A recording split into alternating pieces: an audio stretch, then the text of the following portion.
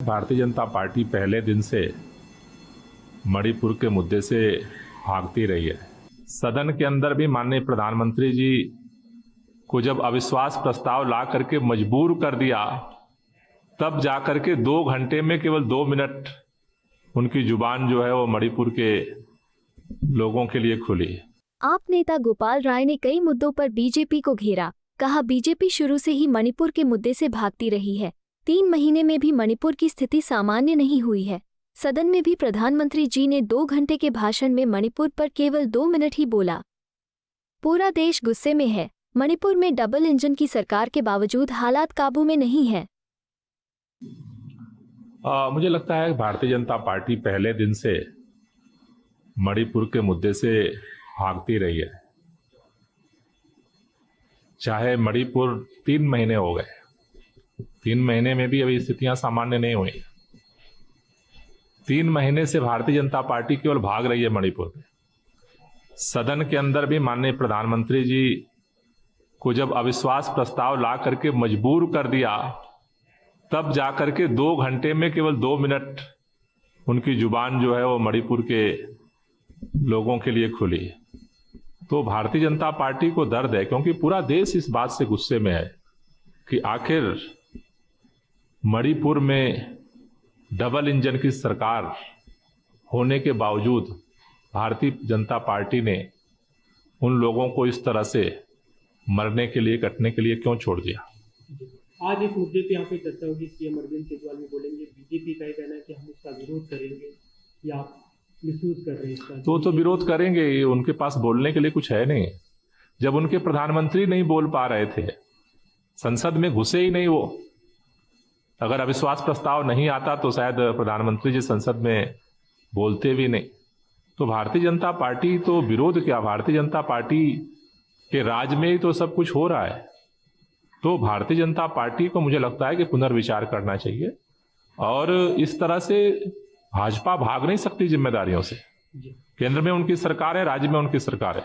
आप क्योंकि आम आदमी पार्टी के दिल्ली के प्रदेश अध्यक्ष थे, कांग्रेस की भी दिल्ली के प्रदेश अध्यक्ष अनिल चौधरी, उनके और अलका लांबा के बयान के बाद कल जो गठबंधन की संभावना है उसमें काफी तनातनी दिखी आम आदमी पार्टी कांग्रेस के बीच में। अब क्या सोचे स्थिति है, ताजा नहीं, मुझे लगता है कि कल कांग्रेस पार्टी की तरफ से आधिकारिक जो बयान आया उससे चीजें स्पष्ट हुई हैं कि कांग्रेस पार्टी के कुछ लोगों ने अपने व्यक्तिगत जो है वो बयान दिए थे। मुझे लगता है कि बेंगलोर की बैठक के बाद मुंबई में जो प्रस्तावित बैठक है, उस बैठक से पहले मुझे लगता है कि पार्टी के नेताओं को थोड़ा धैर्य रखने की ज़रूरत है।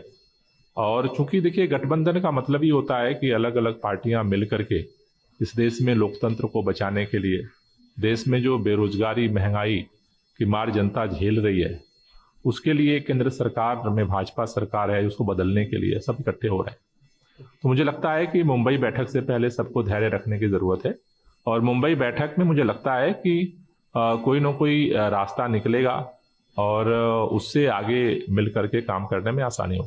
मतलब अभी सब कुछ सामान्य गठबंधन की संभावना है, बाकी छोटी गठबंधन को लेकर खासकर दिल्ली की 7 सीटों के बीच की चर्चा तो पूरा विवाद है। नहीं, चीजें तो सामान्य ही चल रही हैं और मुंबई की बैठक की तैयारी कर रहे हैं लोग। इस बीच कल जो कुछ नेताओं के बयान आए, कांग्रेस पार्टी ने ये स्पष्ट किया है कि उनके व्यक्तिगत बयान थे, तो कांग्रेस के आधिकारिक बयान के साथ हम आगे बढ़ेंगे। आधिकारिक बयान का इंतजार करेंगे अभी आगे बढ़ने के लिए? नहीं, बयान तो कल उनका आ गया है, तो आगे मुझे उम्मीद है कि मुंबई की बैठक में और आगे का जो, चाहे वो सीट शेयरिंग की बात है, मैनिफेस्टो की बात है, आगे की रणनीति की बात है, वो और स्पष्ट होगी। तो आप लोग अपनी तरफ से कोई तैयारी 700 सीटों पे नहीं कर रहे हैं लोकसभा के लिए, या गठबंधन की इंतजार करेंगे कि उससे कुछ बात फाइनल हो? नहीं, दिल्ली के अंदर तो 700 सीटों पे सभी विधानसभा क्षेत्रों में, वार्डों में हम लगातार काम कर ही रहे हैं। हमारी ताकत काम की है और हम काम अपना जारी रखे हुए हैं। काम तैयारी मतलब चुनावी तैयारी अलग से करने की जरूरत नहीं है। दिल्ली में हमारा हर जगह संगठन है, दिल्ली के अंदर सरकार और एमसीडी दोनों काम कर रहे हैं, तो जनता के साथ हम निरंतर संपर्क में हैं। गठबंधन की संभावना आप देख रहे हैं अभी हो सकता है? नहीं, गठबंधन के लिए ही मिलकर चुनाव लड़ने के लिए इंडिया में हम लोग शामिल हुए हैं। तो उम्मीद तो यही है कि उसी लिए ये इंडिया बना है और उसी के लिए मिलकर के मुंबई के बैठक में इसका रास्ता और निकलेगा।